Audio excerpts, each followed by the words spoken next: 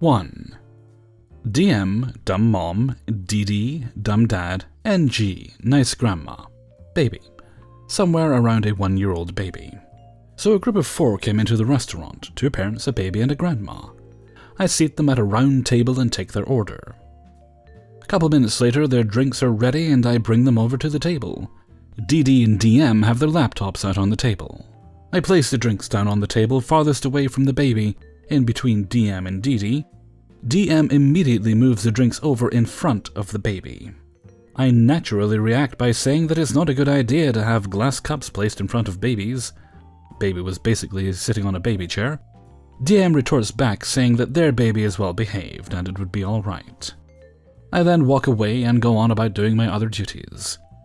A couple of minutes later, I hear the sound of glass breaking.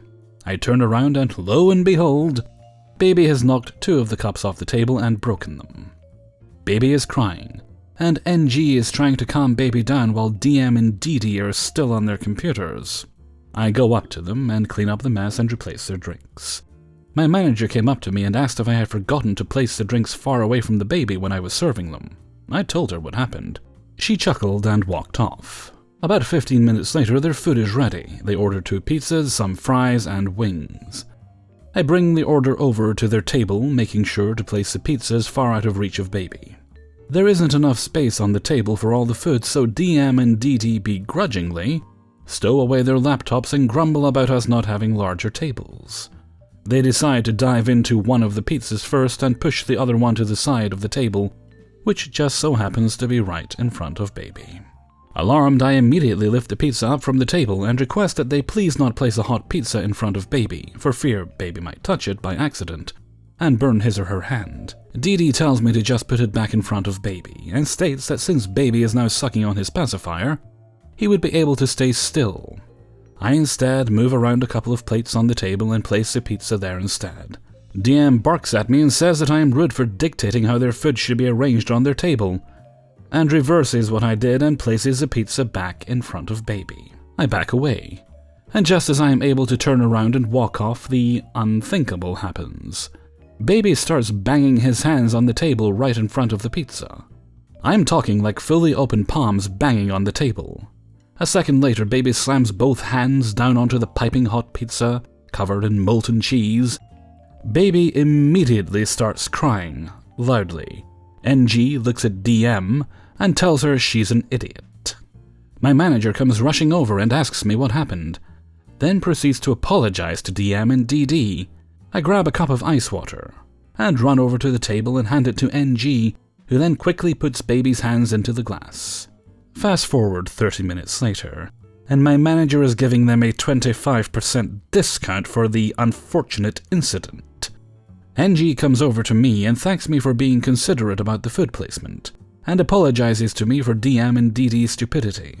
I tell her that I wish it could have been avoided, as poor baby would probably be getting some pretty bad blisters the next day, and all for DM and DD's idiocy. They leave, and that was the last I ever saw of them. How can people who have become parents be so dumb as to make the same mistake not once, but twice? I feel so sorry for the baby because he or she will have to endure a lot of pain over the next few days, all because of DM and DD's stupidity. 2. I was working last summer at a popular coffee chain known for its mythical creature mascot. I had worked for my school's cafeteria for a long time, and for the most part the job was easy. The most difficult thing, of course, was the customers. I am a pretty perky person, and I genuinely enjoy making customers happy. But you can't please everyone, and M was living proof. M is not some name I made up to protect her privacy. I could give less of a shit and would dance if she was hit by a comet. She only gave her name out to servers who catered to every one of her nitpicky demands, and who reminded themselves that they were oh so honored to make her drink. I did my best to just take her order and make sure that either the manager or the specific supervisor she liked made the drink. One night, that wasn't an option. It's 8 o'clock, and there is only me and one other co-worker, let's call her Anne. Anne had only been hired a month after myself and was not comfortable enough on drinks yet, so she was taking orders. M comes up and orders a large ultimate caramel frappé with half the amount of milk we would regularly use, and a light amount of whipped cream. I had overheard her order, it was a to-go, So I started making it while she was still cashing out. Now every drink has ratios, so it is pretty easy to half or double ingredients. She said she wanted half the milk, so pour the milk halfway up where I would usually pour for a large, and just as I put the milk down I hear, "That's not enough milk!" Anne's face is shocked from her screaming, and all the customers within the cafe are staring. Anne asks, "Would you like her to pour more or start over?" Em just stares blankly at her like she wasn't a screaming banshee a second ago. I pour slightly more milk, making it 75% the amount we would usually use. I show her the cup and ask as politely as I can, "Sorry ma'am, would you like this amount?" She continues to stare at me. Not the blank stare she gave Anne, but a deeply disturbing stare. Her face was stoic and cold, but her eyes could have told you that I slaughtered her entire family and pissed in her bed. With no other input from her, I just continue to make the damn frappe with all of her specifications. When I am done, I give it a light dollop of whipped cream and place it on the counter and politely call her over. She doesn't even pick the drink up. "This isn't how I usually get it." "I'm sorry, ma'am, you said you wanted half the amount of milk and a light amount of whipped cream. Is there anything I missed?" "This isn't how I usually get it." There is a long, awkward pause. "Is there anything I can fix? I would be happy to remake it for you." "I want a refund." Now, at this point, I can't even pretend not to be pissed. I do see in the time a small line had formed at the counter. I was damn defeated, but I wasn't going to let her cut in line for something this stupid. "Of course, ma'am, but you're going to have to go to the back of the line as Anne is taking other customers' orders." Em gives no shits. She turns on her heels and cuts right to the front. The line of customers look at Anne to say something, but she didn't want to be screamed at again. She gets her refund, and I go to making drinks. We close up and talk about how freaking crazy she was. The next day I talked to my manager to ask if there was anything I could have done. I told him what happened and showed him how I made the drink. By a lucky shot, I put in the amount of milk he usually does for her drink. So the only difference was that I put the whipped cream in a dollop, and he puts it in a flat layer on the surface of the drink. Apparently, she feels like that gives her more whipped cream, even though she is asking for a light amount of whipped cream. I honestly hate this woman more than my cheating ex who screwed me out of $1,700. My only comfort is that she is old, and will die soon. 3. A few years back, I was working at a local cantina. We had an insanely busy Saturday one time. I'm talking the kind of day where you almost can't walk through the dining room. When you get that many people in one place, a few of them are bound to be weird and terrible. We did tableside guacamole preparation at this place, which means near the entrance we were constantly setting up ramekins of onions, tomatoes, etc. An elderly lady, EL, walks up to another employee, Emp, at this area where I am helping the prep guys get caught up on their work. "What do y'all have for free here?" "I can get you some water if you'd like something to drink while you wait." "Is this free?" She picks up a ramekin of onions. "No, ma'am. This is for our guacamole." Amp takes the ramekin from her and dumps out the contents as she touched it. "Is this free?" Picks up the tomatoes. "No, ma'am. Again, I can get you some water if you were thirsty, but I have to keep throwing this away when you touch them." "Oh, okay." She begins to walk away, and I am thinking that was a weird situation, but whatever, it happens. The lady proceeds to walk to the door, then turns and looks straight at me. She stares for a few seconds, and I am even more confused. I see her bend her knees as she begins to piss all over our entrance mat. People are shocked, to say the least. She finishes and just leaves, walks the hell out like a big shot. I inform the manager and she just let it go. We gather the rug, replace it, wipe up stinky old person pee, then move on with our day. Whatever. Not 10 minutes later, a middle-aged woman walks through the door with a huge beach bag on her shoulder.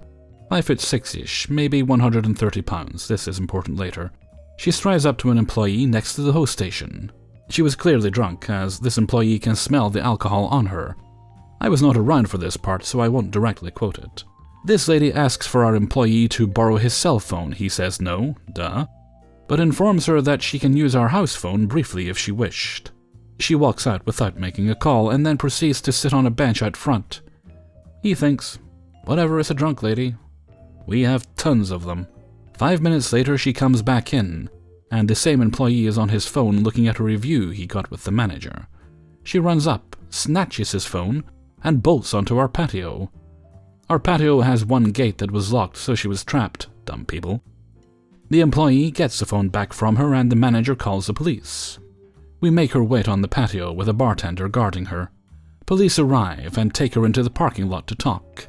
The cops' hubris took over, and they decided not to cuff this fairly small woman immediately. They would regret that. As they get near the car, she hauls off and smokes one of the cops across the jaw. This tiny woman knocked a fairly large police officer to the ground in one hit. I was watching this from the patio at the time, and thought she had actually knocked him unconscious as he went down. The other cops throw her down, handcuff her, and forcibly put her into the car. It took over a minute for him to get her into the car. The cop with the glass jaw eventually collects himself, and they start searching the beach bag she had with her. Turns out there was one of those giant Grey Goose bottles 3/4 of the way empty, and a painkiller bottle. They find the receipt for the Grey Goose, and it had been bought 4 hours before. This lady drank 3/4 of that entire bottle, did some painkillers, and somehow managed to stay some form of coherent. I hope you enjoyed the tale of the weirdest day of employment I've ever had in any industry. I think about it once a week still, and can't get over those two people. 4. So I work at a typical restaurant chain that is pretty popular throughout the US. My job is in the to-go area, which means I get a decent amount of orders every day. Typically, it's a steady day where I will have a small rush of customers, and then it'll be quieter for a bit. Well, one day I had just gotten a small rush, but this man comes up and orders in person. Now, usually I think ordering in person is a pain in the ass because I'm already busy with online orders, DoorDashes, and call-ins. So in-person ordering just takes a chunk of time out of my day, especially when a customer has no idea what they want. But this man orders 2 soups and 1 salad. The order itself wasn't complicated and I wasn't too busy, so I let him know it would be ready in about 15 minutes. He was happy with that, and mind you, he saw the array of chips and salsa I had just stocked and didn't say a thing. Additionally, he also saw a sign for the free chips and salsa on the door, but again didn't say a thing. That sign is also a promotion for our rewards program. It's a little misleading, but at the bottom of the sign it does say only for rewards members. Anyway, I ring him up and close him out. I also didn't think this guy would be an issue since we had a nice conversation and he was in a good mood. So his food comes out, I bag it, label it, and set it with the rest of my finished orders. All that's waiting is for him to come and collect it. He shows up about 20 minutes later and I bring his food to him. As he walks in, he miraculously notices the god-awful sign on the door, and mentions that he'd like some free chips and salsa. I laugh and think he's joking because obviously you can't get things for free, and he never mentioned being a rewards member. I tell him that and he shakes his head and points at the sign as if I didn't see it before, and repeats that it says, free chips and salsa. At this point I nod and tell him I understand that it can be a bit misleading, but that promotion is for our rewards members. I follow up asking if he has a phone number in our program and he says maybe. I proceed to look up the number he gives me, but it's not there, so I apologize and ask if he has another one. It's at this point that his attitude kind of changes and he becomes irritable and short with me. He says he's not in the program, so why did he give me a phone number? And that the sign says free chips and salsa, so he is entitled to that. I apologize again and ask if he'd like to sign up for our rewards, but he cuts me off and laughs at me, and tells me to get my manager because this is unacceptable. I grab my manager and warn him about the customer, so he's kind of prepared for the dumbassery about to happen. But I retreat away because I hate confrontation. I only catch snippets of their conversation, but basically my manager backs up everything I said, and again asks this guy if he'd like to sign up, and this guy keeps saying no, and just keeps demanding free stuff. At one point the guy just smiled and said something along the lines of suing the restaurant and calling the police. WTF? And my manager just laughs and tells him to have a good day. I never saw the guy again, but it just baffles me that people are so entitled. Like, you can't just get free things. I also don't come up with the rules. I don't know, it just pissed me off, but I've gotten used to people being dumb. 5. 2 days ago I was working a hosting shift. It was close to closing, 8:45-ish, when the phone rang. Of course, every once in a while we get to-go orders that late, so I went ahead and answered it. Here was the following conversation. "Thank you for calling Helsteront. This is Too Many Toots. How can I help you this evening?" Yeah, I know y'all close at 9 tonight, but I've got a group coming in and we're about 30 minutes away. Y'all will stay open until we get there and feed us, right? "Well, sir, we do close at 9, but we would be happy to serve you if you made it here by 9. Didn't you just hear me? We'll be coming in around 9:30. Since we haven't left yet, but y'all will stay open for us. "I'm sorry, but we're actually closing at 9 tonight. We can't make it by then. You know what? I know the owners. And if I know them right, they'll stay open for me." "Yes, sir, the owners are actually away at the moment." "Well, they would stay open, the owners would. What's their name? The man, the lady? They would stay open if I told them that we'd be there late." "Unfortunately, like I said, we'll be closing at 9 tonight, so there is no one else here right now. And we've already started closing down for the evening. If you let me, I'll see if I can get a hold of one of the owners for you." "Sure, I know them. They'll stay open." At this point, I put the phone on hold and called the owner. I told them that apparently they knew them, and that we would stay open for them. The owner laughed and told me that if they could make it there by 9, we would definitely seat them. At this point, I unmuted the store phone. "Yes, sir, are you there?" "You know, forget it. We'll be eating somewhere else from now on." "I'm sorry to hear." The dude hung up on me. I breathed a sigh of relief and told the owner when he arrived back at the restaurant. He started laughing and said that if the guy didn't know their names, how would he know we would stay open for them? So we closed up shop, and of course at 9:30, when we all about left, a group of 5 came to the door, knocked until we answered. My owner showed up, and it was the guy who called. "Yeah, I called a few minutes ago, but some person full of themselves said we wouldn't be able to be sat. So we drove on down here instead." My owner then answers back, "Well, unfortunately, we have closed the kitchen down, and don't have any waitstaff to take care of you." "Whatever. We'll eat somewhere else from now on." The party left, and we shut and locked the door, and my owner and I shared a nice little laugh. The gall of some people. I don't know who falls for it, but someone somewhere must have. Hey everybody, Hellfreezer here, and thank you very much for listening to Spinning Plates, number 47. And thank you very much to everybody who allowed me to use their stories in this video. Right, where are we now? Currently just after 3. I'm formulating plans in my head. I don't often order pizza, but I'm thinking of if I get done early enough later, I'll get my audio recorded now, then I'll put the videos together when I wake up. If I get done early enough, I'm going to order a pizza, and I'll settle in with my snacks, and I'll watch Good Omens because it just went up on Amazon Prime. I've been looking forward to it for a while. It's only 6 episodes, so I think I'll probably get through it in an evening. And I hope it's good, but I hope it's not too good, because if it is too good, there will not be a sequel. Because it's Neil Gaiman has been quite adamant that he's not planning on doing a sequel. I think that could change. Based on some things Neil Gaiman said, he has mentioned there's bits and pieces that he and Terry Pratchett plotted out with an idea of writing a sequel, which would have been called, I think, 668, The Neighbor of the Beast, which never actually got written, but he's put some elements from that unwritten book that they kind of plotted out into the show. So maybe he's planting seeds and doesn't want to say anything just in case it doesn't happen, or maybe he's just giving himself options, who knows. But yeah, it would be disappointing if it's that good and there isn't any more after it. But that might be the case. I think this is it's a labour of love for Neil Gaiman. It's kind of the last thing he can do for Terry Pratchett, really, because Terry Pratchett did ask, after many years and many attempts by others to get it made, he did ask Neil Gaiman to be the one to just oversee it, because he was obviously the one that was going to get it right. By that time, Terry Pratchett himself was too ill to be involved with the project. So, yeah, that will be my weekend. I'll also have to remember, I got a card through the door the other day for a package of some kind. There's a few things I'm waiting on, I'm not sure what it is.